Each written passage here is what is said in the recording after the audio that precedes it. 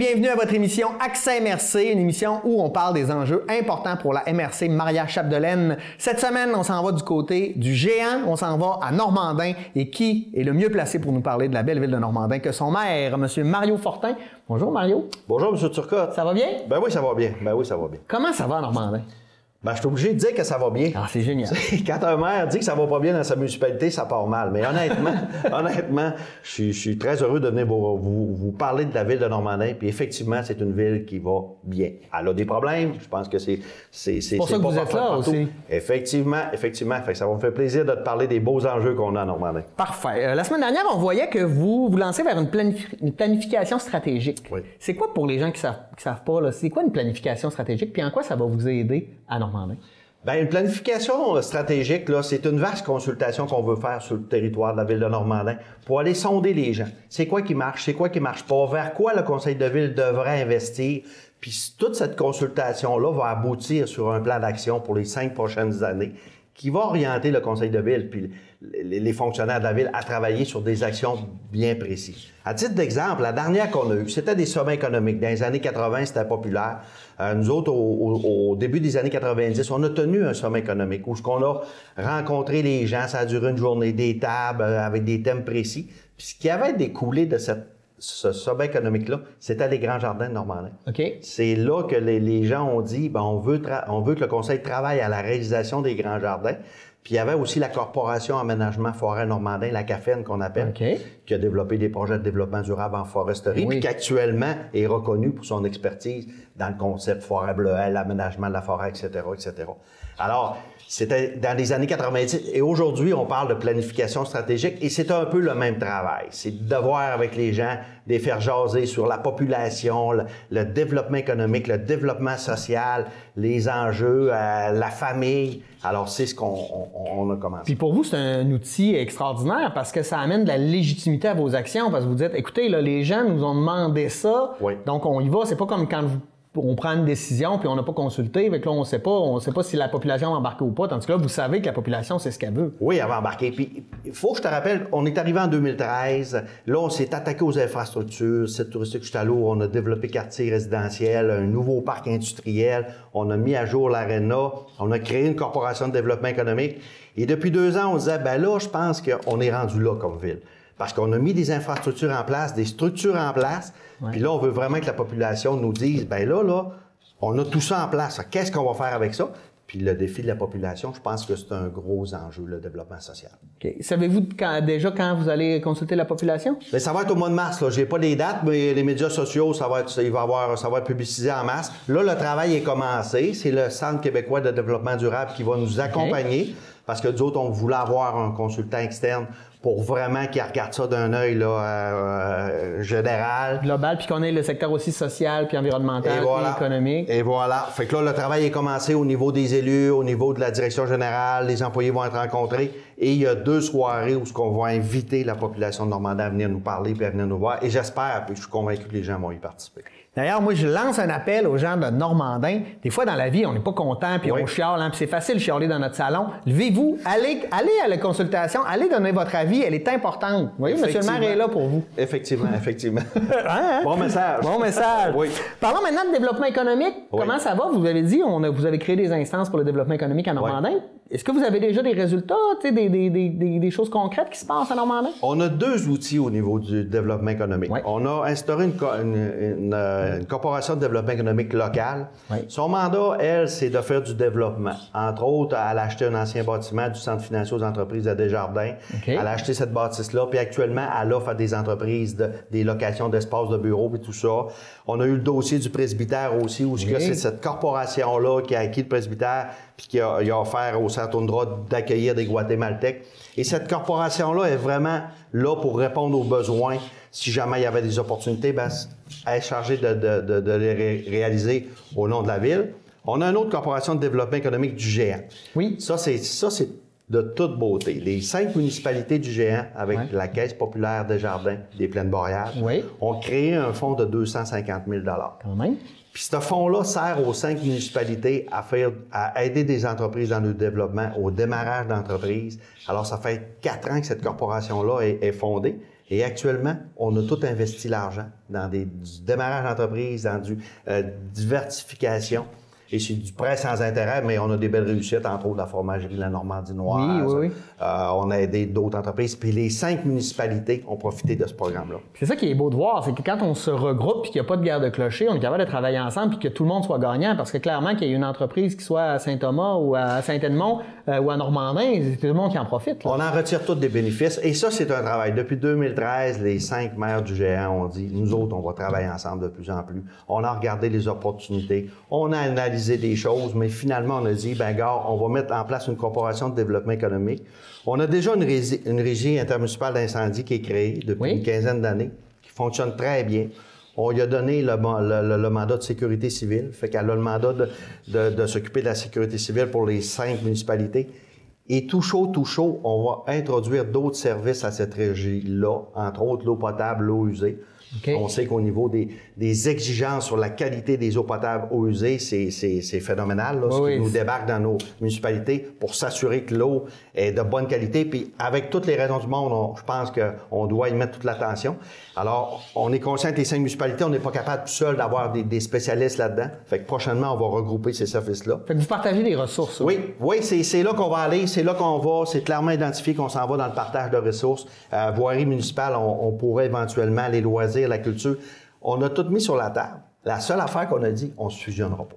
Non, c'est ça. Gardez votre indépendance, mais travaillez ensemble. C'est ça. Fait que ça, je suis fier de le dire. Puis, c'est pas Mario Fortin qui a fait ça. C'est les 5 maires ensemble. Oui. Puis, on avance. C'est sûr que c'est long. C'est toujours le juridique. Puis, la voie légale. Oui. Mais d'ici les prochains mois, on devrait être en mesure de mettre en place ces nouvelles structures-là. Oui, puis des fois, ça doit brasser, mais je veux dire, quand il y a un débat sain, on est capable d'arriver à des solutions qui sont efficientes pour l'ensemble des municipalités. Une ouverture au niveau des municipalités. Puis dans ce projet-là aussi, on respecte chacune des municipalités. Si une municipalité ne veut pas embarquer dans le regroupement, ça y appartient. Okay. Fait que c'est vraiment... Comme un droit de retrait. Là. C'est ça, c'est pas conditionnel à ce que tout le monde embarque. C'est qu'on a mis en place le légal. Une municipalité peut adhérer, une municipalité peut se retirer. Puis la Régie des incendies, ça fait 15 ans. C'était ce principe-là et on n'a jamais remis en cause la Régie. Parce que ça fonctionne bien. Ça fonctionne bien. Puis après ça, ben, le vote autour de la table, la Ville de Normandin aurait pu dire, nous autres, on paye 60 % de la facture, on va avoir 2 votes autour de la table. Mais on a dit non, c'est 5 municipalités, 5 votes. Fait qu'on est obligé de s'entendre. Ouais. Fait que quand on est obligé de s'entendre, des fois, ça règle des problèmes. Oui, puis des fois, c'est long, mais au bout du compte, on s'entend. Oui, il n'y a pas de formule magique. Il n'y a pas de formule magique. On aurait pu décider d'offrir le service aux municipalités, mais on a pris la voie d'une régie où on se partage l'ensemble de l'infrastructure puis du personnel. Fait que pour nous autres, je pense que c'est la bonne voie. C'est gagnant. Oui. Vous en avez parlé un peu tantôt, la Chute à l'eau, ça va bien? Un gros prix? Site touristique de Chute à l'eau, oui. Puis on est bien fiers, puis ça nous est débarqué comme du ciel, un beau cadeau. Pour ceux qui ne savent pas, est-ce que vous pouvez nous rappeler qu'est-ce que la Chute à l'eau a remporté? Bien, c'était un concours organisé par la Fédération québécoise de camping et randonnée. Cette fédération-là qui regroupe tous les amateurs de camping et randonnée. Ils sont nombreux. Ils sont nombreux. Elle avait organisé un concours où ils demandaient à leurs campeurs « Nommez-moi votre camping préféré au Québec ». Donc, les 900 campings au Québec étaient éligibles à ce concours-là. Les gens allaient sur le site Internet puis ils disaient « Mon camping préféré, c'est Zoo Sauvage Saint-Félicien. Ouais. » Alors, nous autres, le site touristique Chute à l'eau, on était dans la liste. Finalement, on reçoit un appel de la Fédération puis il dit « Vous êtes dans les 3 finalistes au Québec. » Fait qu'on a dit quoi? Bien, site touristique est dans les 3 finalistes. Finalement, on est allé au gala de la Fédération. On a remporté le 3e prix, puis les 2, le premier et le 2e prix, c'était des campings vraiment élevés. Alors, pour nous autres, à Normandin, on a dit, bravo. On a dit à toute l'équipe, bravo. Oui. Parce que, puis ça, c'était l'accueil, c'était la propreté. Tu sais, il y avait un paquet de facteurs. Le service. Alors, on est bien fiers de ça. Oui, parce que, le site est extraordinaire. Ça, vous n'avez rien à voir là-dedans, quelque part. Non. Mais comment on va gérer, puis on va investir, puis qu'on va développer le site, ça, je veux dire, c'est là que ça se passe. Là. Oui, puis depuis plusieurs années, on travaillait sur le service à la clientèle. On a beaucoup formé nos employés. On avait une très belle équipe. On a toujours eu des gens dévoués au site touristique, mais dans une volonté de travailler ensemble, aller chercher le petit service de plus. Au mois d'octobre l'année passée, là, on a vu le résultat. Puis nos employés sont tellement fiers de cette récompense-là. Puis ça va dans une aire d'aller. Puis on a un site qui est unique au Québec, là, on se l'est fait dire par la Fédération, site sur un bord de rivière exceptionnel, une rivière protégée. La Chamouchouane, on pourrait en parler longtemps. Alors donc, il faut miser là-dessus, la grande nature. Puis le site est ouvert l'hiver. Fait que depuis 3 ans, on a ouvert le site pour l'hiver. Est-ce que ça fonctionne bien l'hiver? Oui, ça fonctionne bien. Ça fonctionne bien. Le paysage est à couper de souffle. Là, les chutes, je suis jamais allé l'hiver, mais je suis sûr. C'est de toute beauté. On est en train on a un sentier de raquettes. On est en train de développer un peu tranquillement le site pour l'hiver. L'hébergement, on a 8 chalets qui ont été construits pour l'hiver. Depuis 3 ans, on voit une augmentation. C'est à long terme qu'on a gagé sur l'ouverture hivernale. Oui. Tu sais, on ne s'attendait pas que la première année, on allait partir péter des scores de fou. Mais depuis 3 ans, la tendance, encore cette année, on va doubler notre nombre de réservations. On a doublé notre nombre de réservations pour les chalets. Fait que donc, on continue à miser là-dessus. Oui, parce que c'est vraiment beau. D'ailleurs, j'invite les gens, ça fait longtemps, si vous n'êtes jamais allé, il faut y aller au moins une fois. Oui. Si ça fait longtemps, allez-y, parce que moi, la dernière fois que je suis allé, j'ai été surpris, parce que j'avais des souvenirs de quand j'étais adolescent, puis là, peut-être pendant une dizaine d'années, je n'étais pas allé, et quand je suis retourné, j'ai fait « Wow, que c'est bien fait, là! » Ah oui, on l'a aménagé, puis là, on investit encore sur l'aménagement. Tu sais, la forêt, malheureusement, est à maturité. Ouais. Là, va falloir faire des interventions, mais tout un plan de reboisement là-dedans pour garder l'aspect nature, le cachet. Puis avant de couper un arbre, on est sûr, il est encore bon, fait qu'on se fait accompagner là-dedans. Mais on a un site qui est magnifique, puis la rivière à Chamouchouane, c'est une des plus belles rivières au Québec. Ça m'amène à mon prochain sujet, parce que là, vous dites on l'ouvre l'hiver, mais est-ce que la passerelle du 49e, ça a eu un impact, parce qu'on le voit dans tout la MRC, ça a eu un impact majeur. Oui. Est-ce que ça a eu un impact aussi à Normandin et à la Chute-à-l'eau? Tu parles à l'ancien président du parc régional. Oui, je savais un peu que j'allais avoir des bonnes informations. Tu sais, ce projet-là, j'ai été 5 ans président du parc régional des Grandes-Rivières, puis le parc, entre autres, c'est la passerelle du 49e, mais c'est un territoire éclaté, des 13 sites qui sont répartis sur le territoire de la MRC Chapdelaine. Mais quand on a débuté le projet de la P49, là, c'est un projet qui datait déjà de quelques années, puis il y avait une vision là-dedans de dire, nous autres, on va sortir du territoire municipalisé. Alors, on a réalisé la première phase, mais on ne s'attendait pas à un résultat aussi rapide. Deuxième hiver, officiellement, que c'est ouvert. Et cet hiver, on voit un engouement. Puis pour le site touristique Le Chute-à-l'eau, on voit du monde. On est la porte d'entrée. Et tout le long des 238 km, chaque relais nous dit on a plus d'achalandage, ça va bien du monde étranger, des anglophones, des Français. Alors, regarde, il faut miser là-dessus. Puis d'ailleurs, on est en train de développer la phase 2. La MRC nous appuie là-dedans. Et d'ici la prochaine année, là, il va y avoir des investissements majeurs pour terminer ce beau projet-là. C'est quoi la phase 2 exactement? La phase 1, c'était de faire le circuit intérieur. Okay? De rivière à rivière, de la rivière à Chamouchouane à la rivière Péribonka. On a fait les 7 passerelles. Ça, c'est réglé. Phase 2, il y a 2 projets majeurs, c'est la Chamouchouane et la Péribonka. Donc, on va construire des passerelles sur ces 2 rivières-là qui sont nos portes d'entrée. Ben oui. Ça va permettre du côté du Fjord et des Monts-Valin de faire sortir les gens vers chez nous. Et ça va permettre la Chamouchouane, toute la région de l'Abitibi, de venir puis de rentrer par la Chamouchouane. Ça, c'est les 2 gros projets. Aussi, il a finalisé la phase 1. C'est un circuit quad motoneige. Motoneige, quand la neige tombe, le sentier tombe numéro 1. Le quad, c'est un petit peu plus compliqué. Fait qu'on va avoir des investissements à faire pour refaire du gravelage à des places pour que ça respecte les normes du quad. Mais on est convaincu qu'au niveau du quad, là, à long terme, ça va être autant que la motoneige. Puis ce qu'on voit, c'est que c'est rassembleur comme projet. Les gens ici vivent l'hiver. On n'a pas peur de l'hiver ici. On aime ça. Les gens font de la motoneige et puis les gens sur place en parlent que de manière comme si c'était magique. Là, ça leur a ouvert des horizons extraordinaires. Puis là, en plus, ça fait du développement, ça fait entrer de l'argent de l'extérieur. C'est vraiment un projet. C'est ce qu'on vise. Puis, tu sais, les Monts-Valin ont le montagne. Nous autres, on a l'espace, les rivières, c'est ce qui nous démarque. Puis, pour avoir parlé avec des gens qui venaient de l'extérieur, qui l'ont fait, ils ont dit waouh, c'est un autre paysage, c'est un autre monde. Puis ils peuvent rouler parce qu'il y a 238 km, des services tout le long. Mais il faut développer. L'hébergement, il faut le développer. On a de l'ouvrage. Au niveau des relais, il faut augmenter la qualité, il faut augmenter le nombre d'heures. Parce que là, c'est pas tout ouvert 7 jours. Fait, il y a du travail à faire. Là. Mais c'est une belle problématique. Oui, c'est une belle problématique. Puis il faut s'assurer que la qualité du produit est là. Puis il faut s'assurer aussi qu'on ait les feedbacks pour pas l'échapper. Tu sais, avec les médias sociaux, des fois ça va bien, des fois ça va moins bien. Non, puis puis ce que je vois aussi là, c'est que on cherchait un produit d'appel touristique depuis longtemps, puis là on l'a trouvé. Là. On l'a.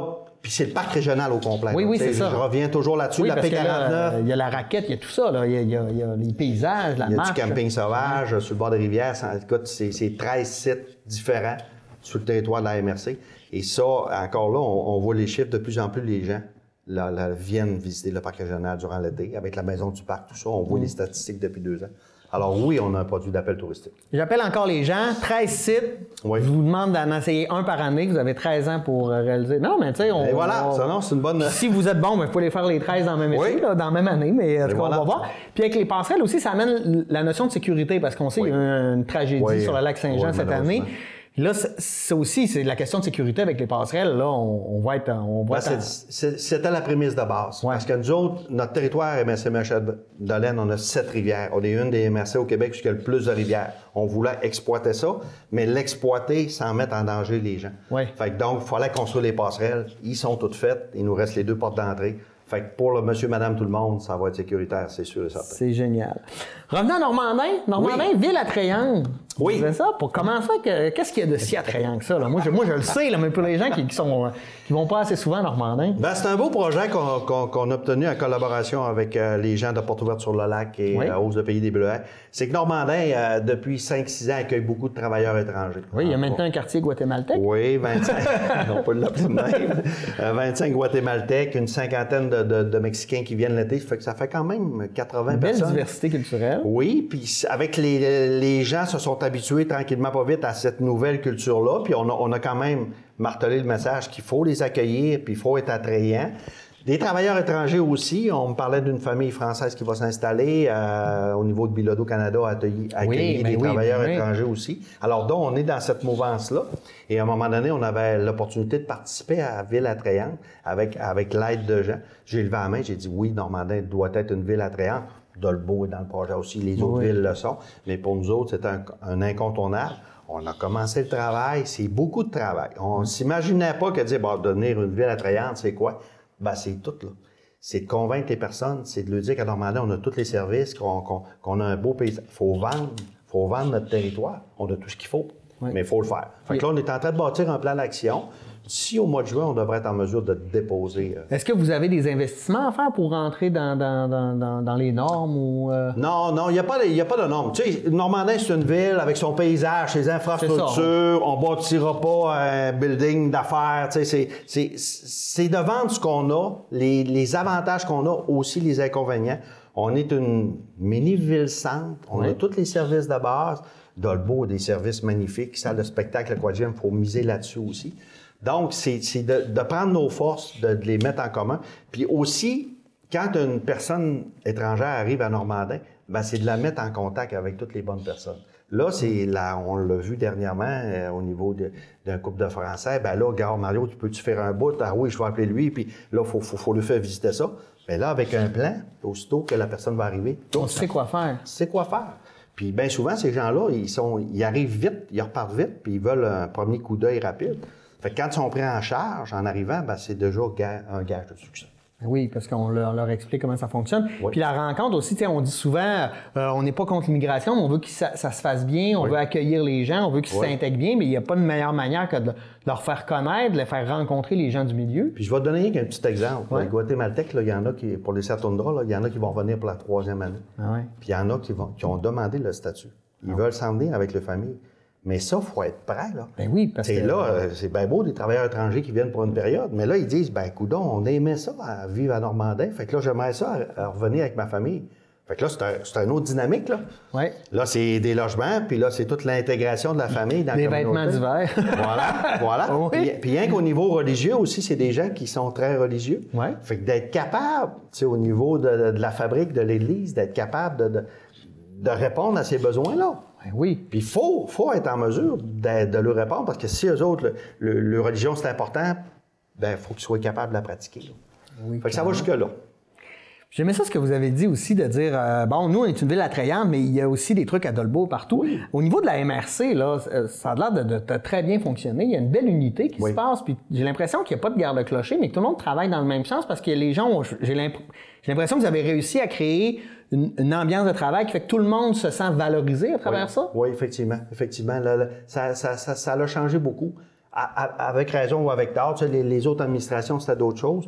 Mais là, on sent une vague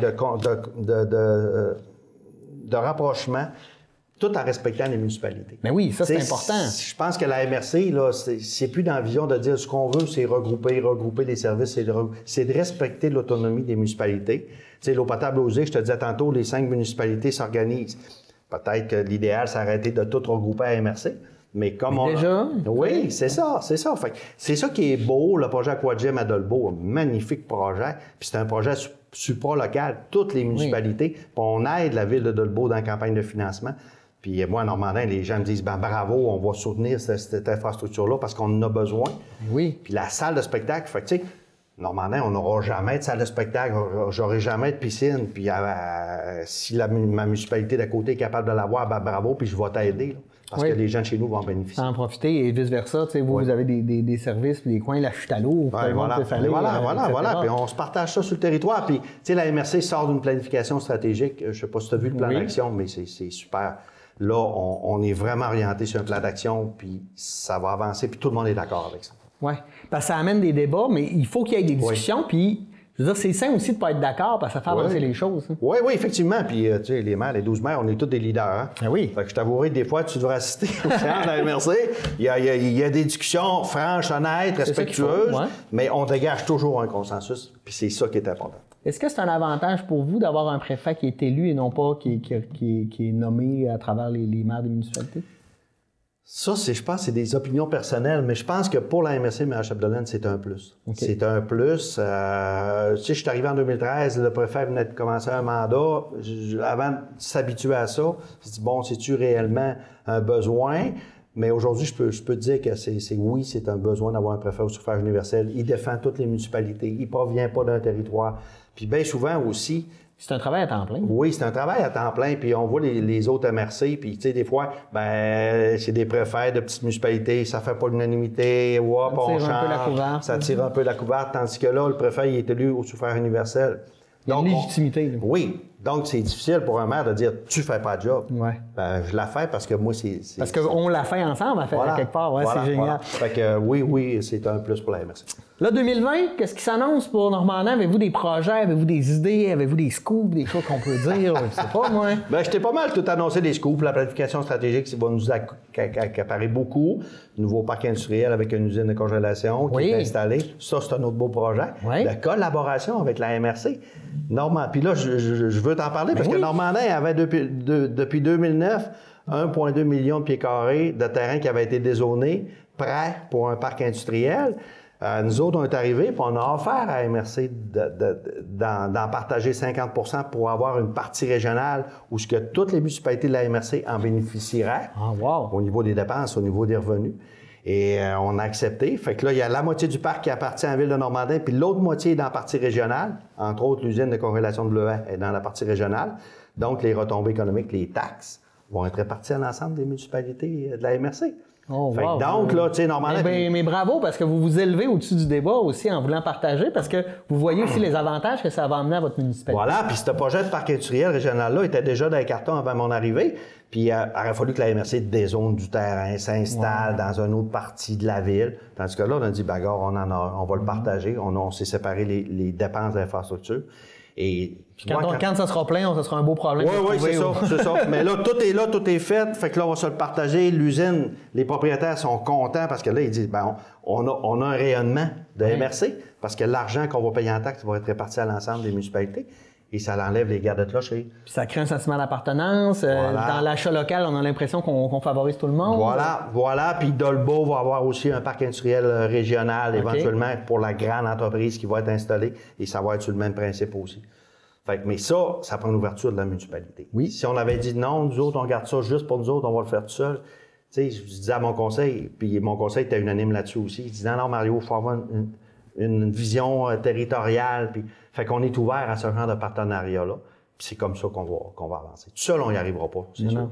Semblez bien en selle. Ma dernière question, la question qui tue l'an prochain, l'élection. Est-ce que vous avez déjà réfléchi à votre avenir politique ou... Là, tu vas avoir la réponse d'un politicien. Hein? Oui. Ouais, c'est correct. Moi, je pose des questions. Moi, je suis pas mal avec les réponses. J'ai encore la passion. Je pense que depuis 2013, comme maire de Normandin, puis je porte pas seul ce crédit-là. C'est tout mon conseil de ville. Mais on le sent quand on vous écoute parler que vous êtes un gars d'équipe. Oui, effectivement. Puis on a fait avancer la ville. J'ai encore la passion, mais encore 1 an et demi, je prends le temps de réfléchir. Puis, tu sais, c'est des mandats de 4 ans. Fait qu'il faut y aller avec une vision. Faut avoir du pain sur la planche pour dire, ben si j'y vais, je vais réaliser ça. Et je me donne encore un peu de temps pour réfléchir. Mais si tu me parles de passion, là, je suis encore impatient. Oui, puis on sent que Normandin a besoin encore de vous parce que vous avez des projets, vous êtes un homme d'action, vous êtes un leader. C'est important parce que la communauté, des fois, même si elle a peut-être plus de difficultés à se mobiliser s'il n'y a pas un leader qui est porteur de projet. Puis comme vous le dites, avec votre plan stratégique, quand tu es à l'écoute de la population, puis on sent que notre maire va porter les projets que la population désire, bien ça, c'est une formule gagnante. Puis tu sais, c'est motivant parce que je le sens que la population est en arrière de nous autres. C'est sûr qu'il y a des petites choses qui sont... Ah, mais ça, c'est normal. C'est jamais parfait. Il y a des gens qui apprécient pas ce que tu fais, puis c'est correct, puis ils te le disent. Mais je sens que la population de Normandin est derrière moi. Dans tous les projets qu'on a réalisés, on a senti l'appui de la population. Alors ça, c'est un avantage dans ma réflexion. Merci beaucoup, Mario Fortin, maire de Normandin. C'est toujours un plaisir de vous accueillir chez nous. Bien, ça m'a fait plaisir, puis prochaine invitation, j'ai hâte. Parfait. Merci beaucoup. Merci aussi à vous d'avoir été des nôtres. Et nous, on se dit à la semaine prochaine pour une nouvelle édition d'Accès MRC. Bonne semaine.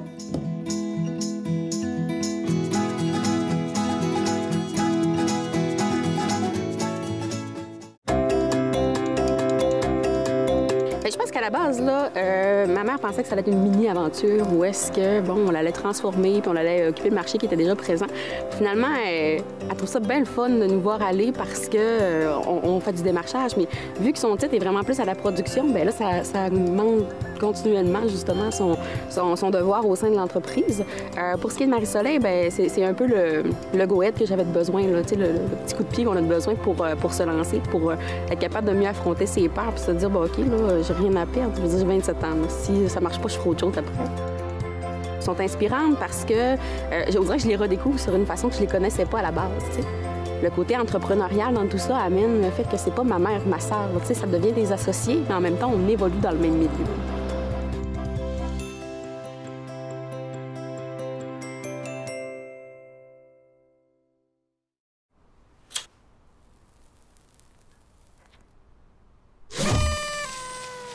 Léa, la consommation a pris trop de place dans ta vie. Consommer du cannabis, ça peut venir avec de mauvaises surprises, comme développer une dépendance.